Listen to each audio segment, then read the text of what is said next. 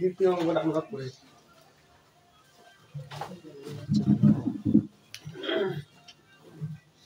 কি ছিল?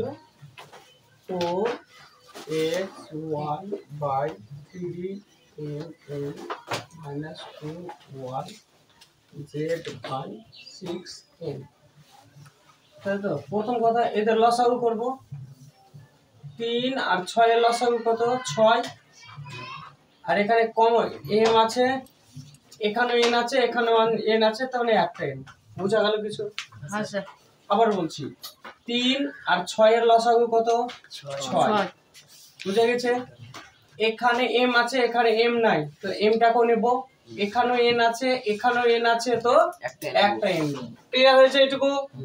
আচ্ছা, তারপরে দেখ এই 3 কে 6 দিয়ে ভাগ করব। এই 6টাকে 3 দিয়ে ভাগ করব। এই 6 কে কি দিয়ে করব? 3 দিয়ে ভাগ। কত পড়বে? 2।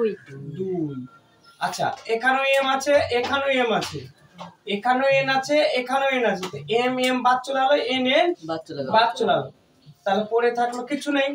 তাহলে এইটাকে এবার কর 4xy উপরেটাকে লিখে। হয়েছে? বুঝে গেছিস? তারপরে দেখ 6 কে 6 দিয়ে ভাগ করলে 1 তো লিখতে হয় না, হয় কি? n বাদ চলে, তাহলে এখানে পড়ে থাকলো কি? শুধু m পড়ে থাকলো কি? m। আর এই উপরেরটি সম্পূর্ণ লিখে দিই। হয়েছে? আচ্ছা, 4 দুনে 6। আচ্ছা, একটা জিনিস দেখে দে, এখানে এখানে যেটা যেটা আছে কমন নিয়ে নে তো। দেখ এইটা সংখ্যার মধ্যে আর এইটা সংখ্যার মধ্যে কে কে আছে? 2 আছে। 2 আছে কি নাই? হ্যাঁ স্যার আছে। এর মধ্যে কি আছে? দেখ তো x আছে, এর মধ্যে x আছে না, এর মধ্যে y আছে, এর মধ্যে y আছে আছে, তাহলে y টাকে এখানে নিয়ে।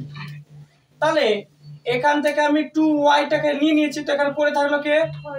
4x পড়ে থাকলো। ক্লিয়ার? মাইনাস এখান থেকে কি বাদ চলে? 2y বাদ দিতে কে কে আছে? m আর z পড়ে থাকে। হয়ে গেছে এইটুকু বাই 6m n। আচ্ছা দেখ এবার দেখ 2 কে 6 দিয়ে কেটে দে, কত হলো? 3।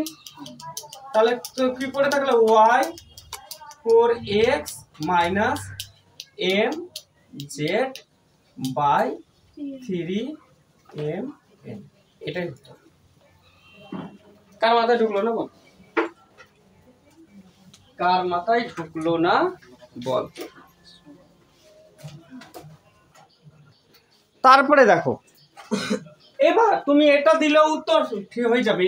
এবার বলছে তোমার বইতে এটা নাই, এবার এটাকে এর সাথে গুণ, এটাকে এর সাথে গুণ, তাহলে কি হলো? 4xy minus myz by 3m n। এটা তোমার বইয়ে উত্তর দেওয়া আছে। আচ্ছা না, এটা উত্তর? আচ্ছা।